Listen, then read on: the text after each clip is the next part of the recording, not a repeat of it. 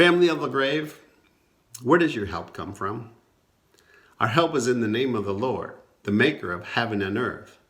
Our help is in Jesus Christ, who is the same yesterday, today, and forever.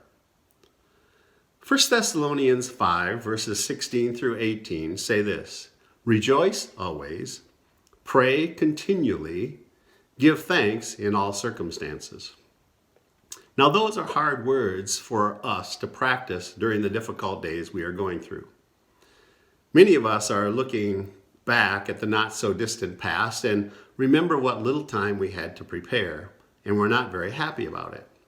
Some of us didn't have time to prepare for the reality that our children would not go to school for the remainder of the year. We're not prepared that we'd be expected to stay home for an indefinite period of time, that we would be unable to see our friends and our family face to face. And so we wonder, how can we rejoice about that? We were not prepared to get laid off of our job, that we'd be unable to go to church. We were not prepared for the fact that our vacation would be canceled and that our long-awaited trip of a lifetime would have to be postponed. We have a hard time giving thanks when we think about those things. If only we would have had some time to prepare.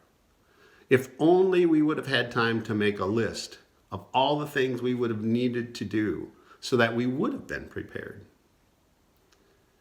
Parents today are learning how to homeschool. They're making sure that their pantry is well stocked.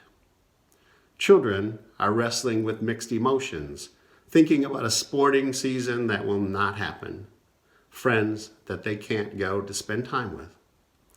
Grandparents are learning new ways to stay in touch with their children and their grandchildren.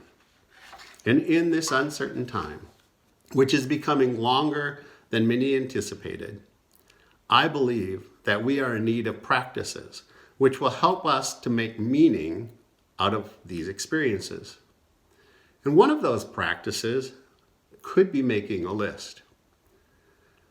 Now, whether you rarely, if ever, make a list, like me, or you love making lists, like my wife, during this interesting and trying time, I encourage you to make 2 lists.